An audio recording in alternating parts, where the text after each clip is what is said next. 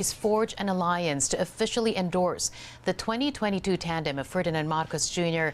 and Sara Duterte Carpio.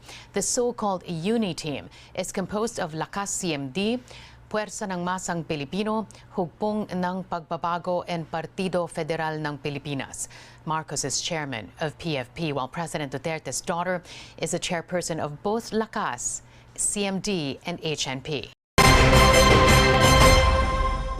Karagdagang suporta ang nakuha ng Bongbong Marcos Sara Duterte Uniteam mula sa Christian Muslim Democratic Coalition o CMDC. Atin pong ilalahad ang pagbubuo ng isang interfaith assembly for unity, peace and progress at ang paglunsad ng Christian Muslim Democratic Coalition para sa progreso, kapayapaan at tagumpay ng katarungan para sa ating bansa. Ang tinutukoy ng dating Vice Mayor ng Makati City ay ang CMDC. Ang bagong buo na koalisyon ay binubuo ng El Shaddai ni Brother Mike Velarde, People's National Council for Federalism, Moro National Liberation Front, National Interfaith Council of the Philippines at Multi-Sectoral Coalition for Agrarian Reform and Agriculture. Naglakad ang mga kasapi ng koalisyon mula sa PICC sa Pasay City hanggang sa El Shaddai International House of Prayer sa Parañaque City, kung saan naganap ang isang interfaith assembly. Inendorso din ng koalisyon ang kandidatura ni dating PNP Chief Gilor Eliazar. At nagpapasalamat sa inyo sa inyong suportang ibinibigay sa akin. Ang kailangan ko naman ay parating sa inyo na kung sakali sa awa ng Diyos at sa inyong pagtitiwala, ako po ay mahal. At manukunan, lagi mo itong ibabalik natin in the Lord of God at servisyo sa ating mga taong bayan. Gayon din ang pamilya mo ng party list ni Velarde. Ayon kay Brillante, ang tagapagsalita ng CMDC, si Marcos ang napili nilang suportahan dahil sa hanay ng mga presidential aspirants, siya lamang ang nagpahayag ng suporta sa federalismo.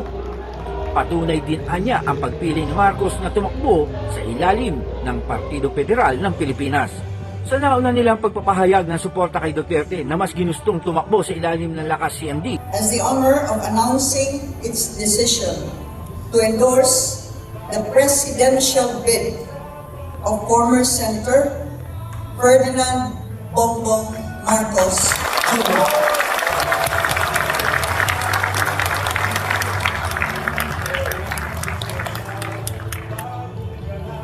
The decision follows weeks of extensive consultations and discussions with provincial, municipal, and barangay leaders in the 44 municipalities and 7 cities, including Mandaue, of the province of Cebu.